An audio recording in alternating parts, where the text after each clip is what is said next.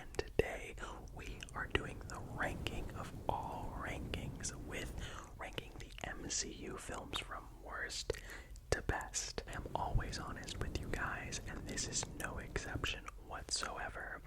I've really been putting this ranking off for quite some time for a couple reasons. The biggest is that whenever I talk to people about what my favorite MCU films are, what the most underrated or what are the worst, it is always met with, "Oh my god, what is wrong with you? You know nothing about the MCU." It is very polarizing, I even admit it, but I will stand by each and every position that I have put these films. The MCU as a company is in a very interesting position. Marvel Studios, and we'll talk about that in a second, but honestly, it has saved my life. Comic books, comic book movies, the whole mythos and world behind it all has helped get me out of the darkest places, especially within the last couple of years. So to that, no matter what I feel about each of the films and the varying levels of enjoyment, thank you, Marvel. I'm kind of stalling, so let's start off with the ranking of all 28 of these films with Thor, Love and Thunder. I know, but I'm gonna be real with you. I've made an almost 20-minute deep dive as to everything that this movie signifies wrong about big budget studio filmmaking right here. Check it out if you haven't. But I'm not gonna lie to you, the more I think about this film, the more angry it gets me. I wasn't even looking forward to much of anything about this movie. I went into it wanting to have fun, and I didn't even really get that. There is redeemable elements, but it's what the film signifies with crunch time and putting these workers through absolute hell and back. As a viewer, as a person wanting to contribute to the medium of film, I look at the film as an experience to be made. I think about the cameras, the people behind the sets, and everything that we get to see as the audience constructed. So I know that having all these workers hate their lives because of the hours and the crunch and the rules that they had to abide by with Marvel, it hurts. It really does hurt. And this movie's not good. Under 2 hours long, which was reportedly mandated by Marvel, it is a rushed mess that never commits to anything it does and washes every ounce of human realism with terrible comedy. I love Taika Waititi, but this really felt like he was cashing in to make other films that he wanted to put more effort into. At number 27, though, is The Incredible Hulk. I have a lot of fun with this movie. It still isn't very good, though, especially knowing that Edward Norton never comes back as the character. The score rocks, the settings and the sets are really good, and the CGI is surprisingly great. I will also say this can be the contending spot for the number one that I love the Hulk the most in. He's brooding, intimidating, and angry to a point that I wish we got more of in the MCU, but with a lackluster villain and really not too much that jumps out at me. That's why it's a lot lower on this list. Coming in at number 26 is Thor: The Dark World. And I know I put this above Love and Thunder. I stick with it though, as it does continue a lot of what I love that was set within the first film, and how really Thor's characterization within the first film and Infinity War is his best. I really enjoy it, and the relationship between him and Jane still works. It is murky, it's ugly, the villain is terrible, and it still has that issue where the human characters are not nearly as fascinating as the gods above them, but I still enjoy my time here and there, and Loki is Loki. Tom Hiddleston, amazing. At 25, we have Iron Man 2, the highly anticipated sequel to the film that started the Marvel Cinematic Universe as we know it, and it takes some creative liberties that I still scratch my head over. Having a lot of the movie take place within a Tony Stark that is bumbling up and down, not really knowing his left from his right with his alcohol consumption. I don't know. I think they're trying to do a lot more with escapism and trying to pour yourself into the escapes that can really end up damaging you. But what we got was something so surface level, and it could have been a lot better. However, it's Robert Downey Jr. for God's sake. It has one of my favorite suit-up scenes with a race sequence with Whiplash, who is very much, again, and a lot of these lower picks are going to have the tagline underutilized. Mickey Rourke really put a lot into the role, but what we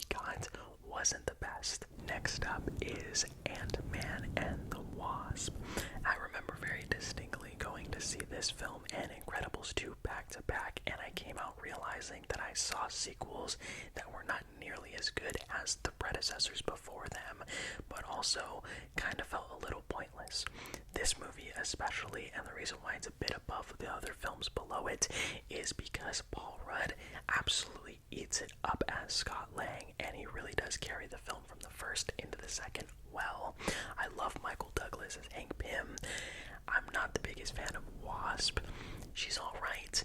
It really comes down to that syndrome of the side character knowing a lot more than the main character, yet they're still sidelined, and I don't really like Evangeline Lilly, not just because of where she stands on socially, but also as an actor isn't there. And honestly, the movie doesn't do much that jumps to me at all. It was fun. Again, Paul Rudd's comedic timing is peak, but when it's all said and done, I watched the movie and I never thought about it again, nor do I have any intention on rewatching it. Now at 23, I have Spider-Man Far From Home, or as I like to call it, Spider-Man, the film that made me realize you need to have Spider-Man in New York, or don't do it at all. A bit of a longer title, but seriously speaking, I really don't like this movie. I don't. There is good things about it. I do love the Mysterio fight with the illusions. I think Jake Gyllenhaal is having a blast, although I will say that moment where he's revealed to be Mysterio and his whole master plan feels like a mustache twirling, like looking into the camera moment. And it's fine. It's fine. Where the movie really fumbles for me is really what it tries to do within the side plots. Having Peter get bestowed upon him this technology, Edith, this super intelligent artificial life that helps him navigate because of Tony Stark. There's plot holes and then plot contrivances, and some that I will forgive, and others that completely go against the characters that they're trying to do. And having Tony Stark give a literal teenager the most powerful piece of technology in the world after Ultron never made any sense to me. And a lot of this movie just doesn't make sense to me in terms of why they went about doing it. I watch it again, and it's not good. And it comes down to really it boiling to, I rewatch this film and I like it less and less. Some fun moments. Tom Holland is great, but it just is not good. And in the all Spider-Man universe, it probably is the lowest for me. And I know that's certainly a hot take, but strap in because we got a lot more. Barely edging right above Far From Home is Captain Marvel, a movie that I think is actually quite good. I have a lot of fun with it, and I really think my favorite aspect of the movie is just how much care there is given to the characters. Heck, I do even enjoy Carol Danvers. I think Brie Larson is massively overhated, and when I saw the movie, I didn't understand why there was the amount of hate. Obviously, there's people trying to bring down projects for very surface dumb reasons, like, oh, she's a woman in power, like, grow up. But really, I don't have much of an issue with the film at all. I had a lot of fun with it. Now, mind you, I've only seen it once, but when I saw it, I had a good time, enjoyed it, and I wasn't any lesser. At 21, we have the first Thor film. Now, this has moved a lot on my ranking. I have found such a newfound appreciation for it coming off of Love and Thunder, and it really plays as the Shakespearean epic that honestly feels so godly and grandiose in its scale, ambition, and visuals that I can't help commend it to the nines. Where the film does falter, though, is, like I was saying earlier, within having the human element and that story not nearly be as investing as the stuff in Asgard. But when it is in Asgard, my god, this movie whips total butt. It is such a fun-filled ride, and I love Thor's characterization and the chemistry between him and Jane. Beautiful. It is framed like a genuine film in a lot of the Phase 1 films. As you get later into the phases, it feels like they lose a lot of that flair and touch that made all of them so individual and unique in service of more continuity and trying to make everything seem similar for the sake of a universe growing instead of the artists being able to work with their tools. And I love this film, while also recognizing that it does falter in quite a few aspects, but it is so fun, and if you really didn't like it the first time, please give it a rewatch. Coming directly after that is yet another film that I think is highly underrated and deserves a rewatch, Captain America, the First Avenger. Partly why this movie works so strongly upon rewatch is how committed it is to the time period, the aesthetic, the costumes, the set design, and it really does work. This was the introduction to Captain America, and I think it rocks. I love Red Skull. I love the espionage, the time period it's set within, and it works. I embellish it in its entirety, and it still has one of my favorite moments in the entire MCU with that final shot of Steve in Times Square, and he was like, I had a date, and it cuts to black. Oh, I love it. I love it. Very, very underrated. At 19, we have Avengers Age of Ultron. When I first saw this movie when I was a kid, I adored it. Now, upon rewatching, there's a lot of it that does not hold up. Structurally and pacing, it has many issues. It puts so much into the film. We'll never forgive it for introducing Pietro just to kill him at the very end. Gosh, that was really not good. But when it hits, the movie hits. The Avengers Tower party scene, I love. Could have a whole 3-hour film of just the Avengers talking casually. Loved it. The farm scene with Hawkeye, Clint, and his family, top notch. And I do enjoy Ultron, this very unique egomaniac as an AI intelligence voiced by James Spader. You can't get much better than that.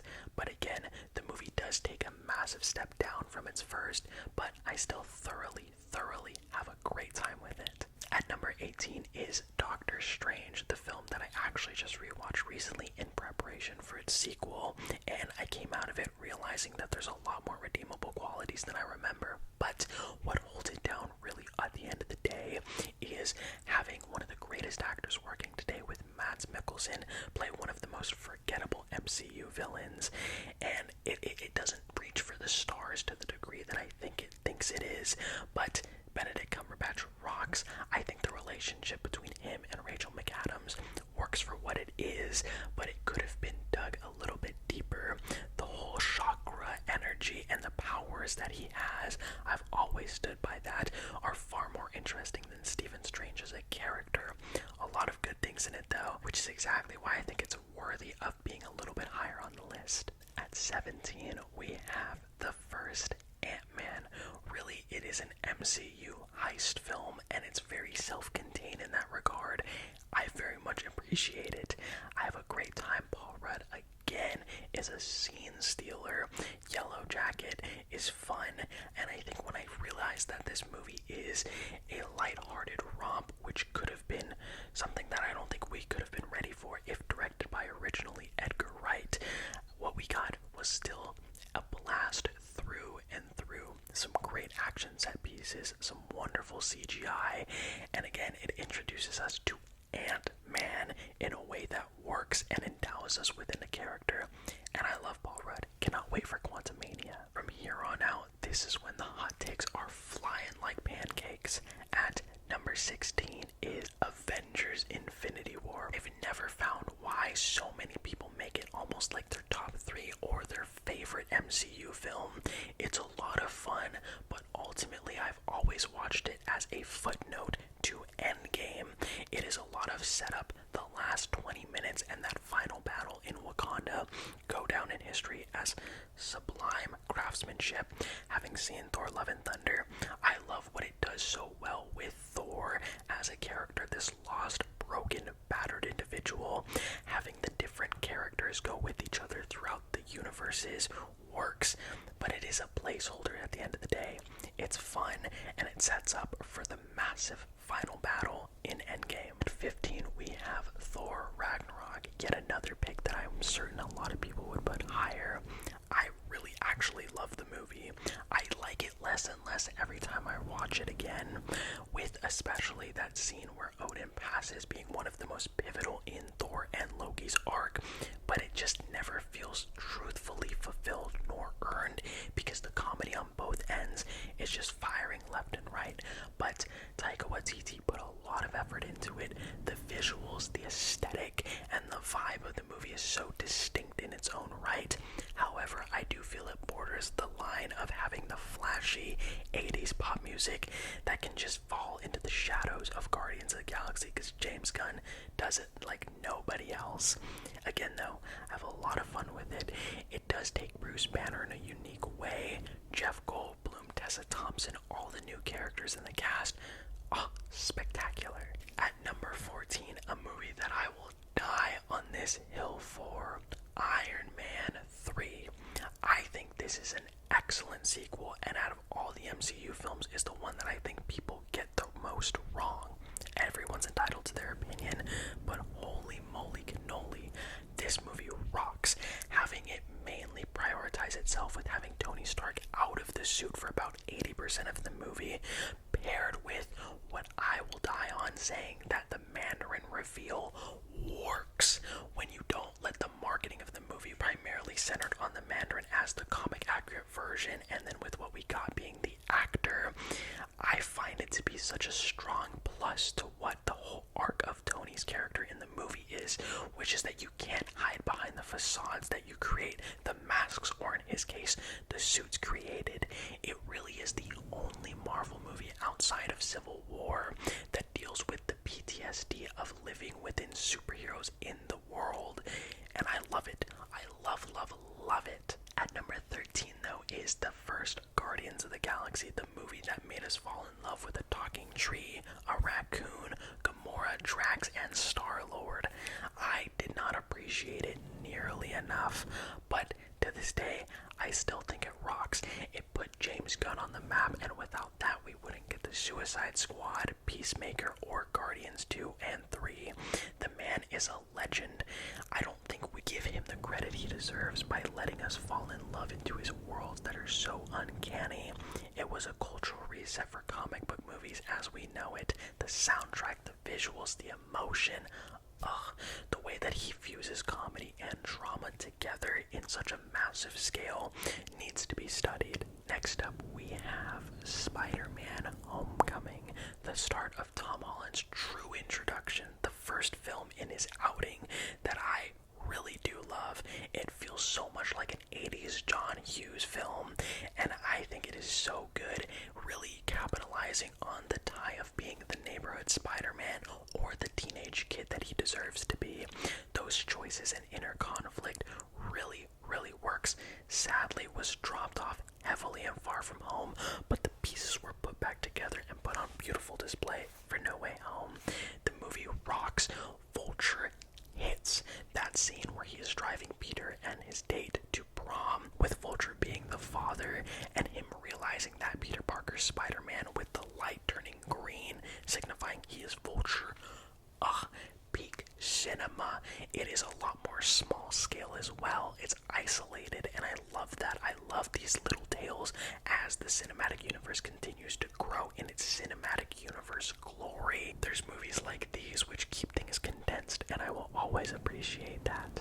At 11, we have the film which started it all, Iron Man. Yet another movie which I'm almost certain so many would have in their top 5.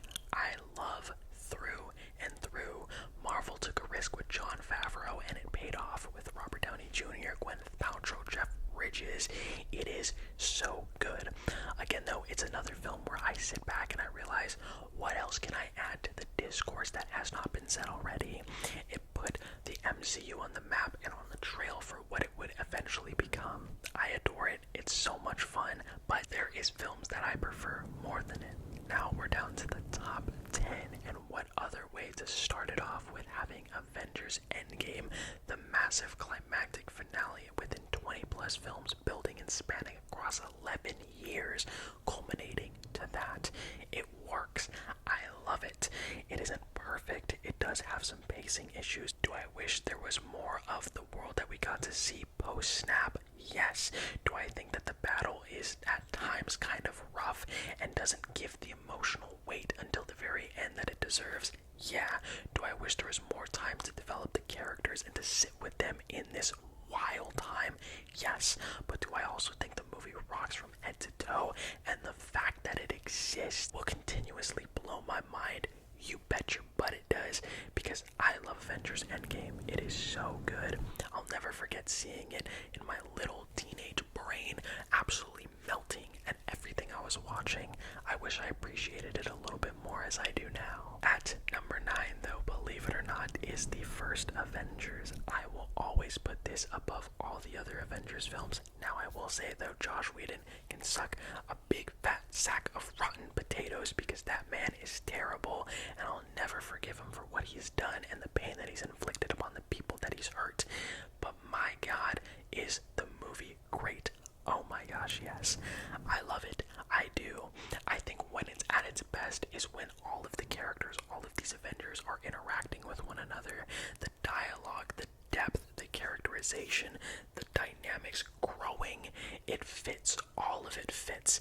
And I love it. I really do think, as much as I hate Josh Whedon, he understood the characters, most especially Tony Stark, in a way that I don't think we have gotten since 2012. Holy moly, I will always appreciate it, and it put me as the 9-year-old self I was in a world and in a mindset that I will never forget, and wound me up here. At number 8, we have Doctor Strange in the Multiverse of Madness.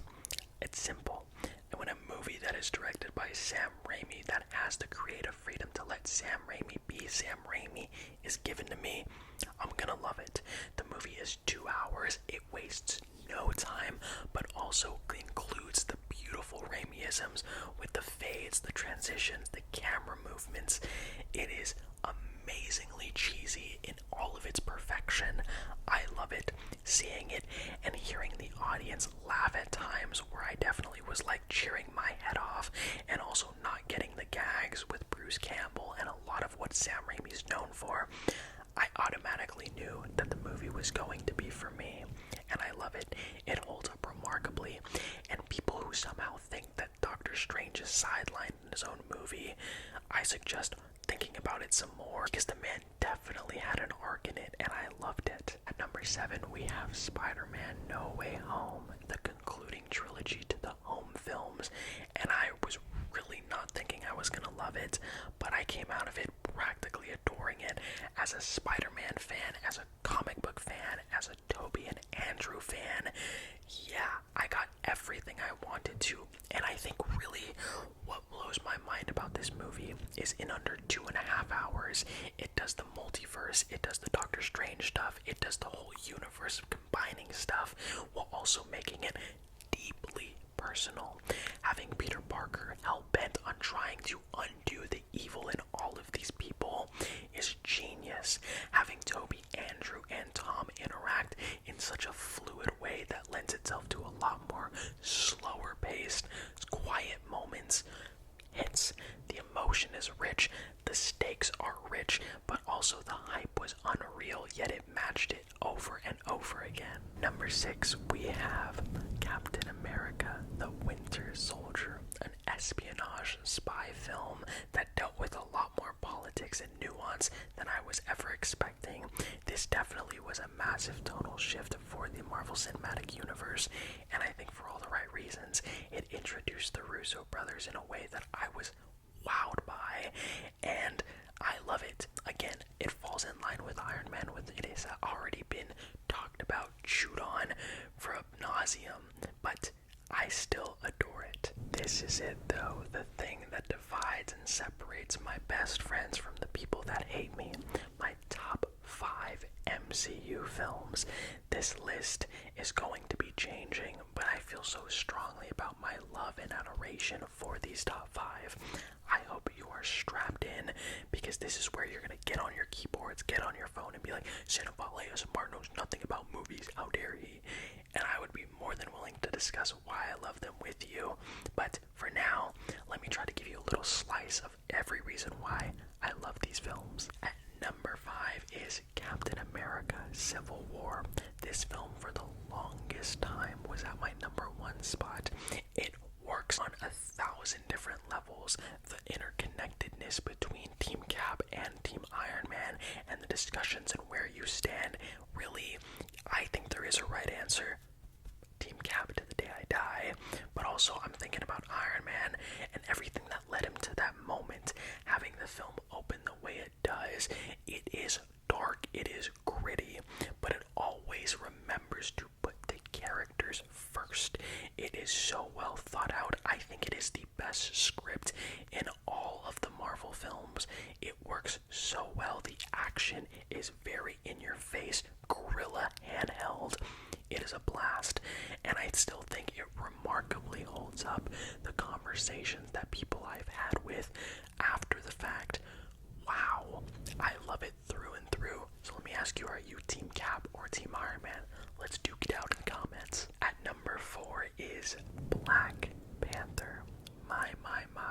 This film is a marvel, no pun intended, and an achievement in filmmaking.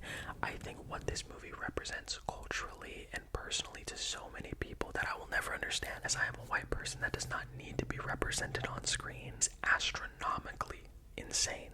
And I will forever thank Ryan Coogler and Marvel for allowing this story so wrought within culture, love, heritage, and community than most of any superhero project ever made.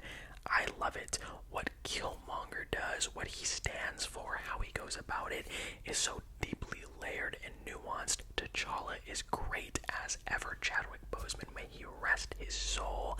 That man, what a brilliant actor. But Ryan Coogler's script and Ludwig's score, the best score in the cinematic universe. Oh my goodness. I just want to do chants. I want to dance. I want to bump my fists in the air every time I watch this movie.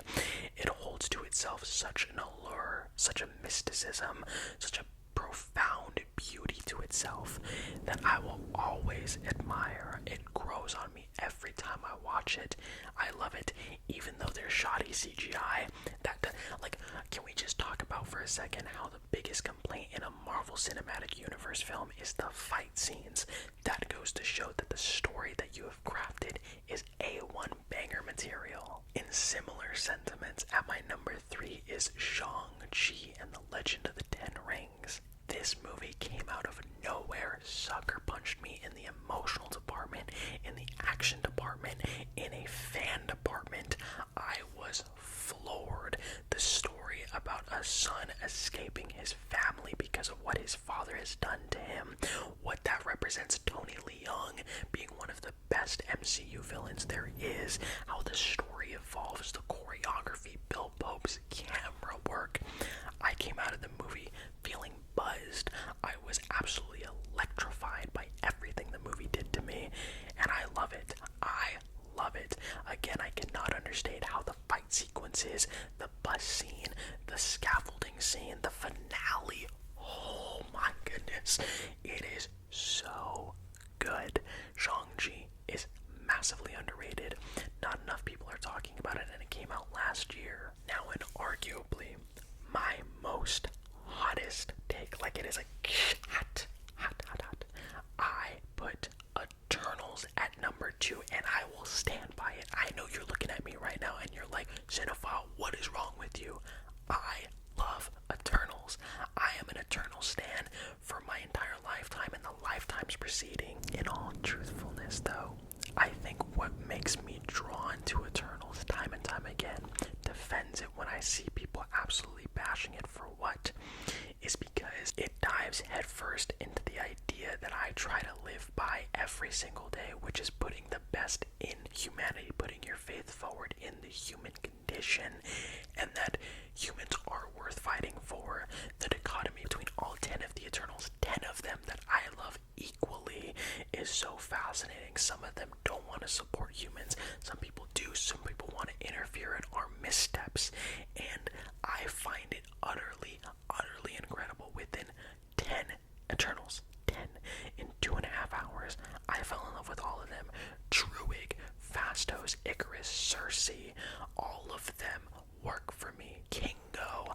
It is such a well thought out film. I could get 10 hours of it. I just hope we get to see them return. And finally, drumroll, at my number 1 spot is Guardians of the Galaxy Volume 2, and easily my most personal pick. This film hits me on a level that actually when I first saw it, I didn't even realize, but there was something within the second time I watched it, within Yondu sacrificing himself, capitalizing on the entire meaning behind the Guardians, which is that family is not bound by blood, but that for which you find on your own, that with which you align with. Father and Son, my favorite piece of music ever played by Cat Stevens, ring in the background as it doesn't end on a climactic battle, but instead a send-off to a man that changed a boy's life. I really can't think of any better way to conclude a film so wrought in emotion, so vibrant in color. I love it. It is what has cemented James Gunn as being one of the best visionaries out there. The relationships between all the Guardians grows in so many ways, but it never undercuts the emotion. I find that James Gunn takes a comedic moment and transforms it into an emotional moment, then an emotional moment unwound by the comedy, and he does it in a way that no one in the industry is doing. It is so good. It has changed me. It has allowed such a beautiful escape to be had within this past 2 years with the pandemic, and Marvel overall has done that. It does worry me the trajectory of where they're going with having to put quality behind quantity and working these people at Marvel to the bone. Something needs to change, but that is my ranking. Again, comment down below what you would put. I love the Marvel Cinematic Universe, even the stuff that I would put behind others, I have a profound appreciation for. Let me know what you commented down below. I love you all so very much, and remember to take life one frame at a time.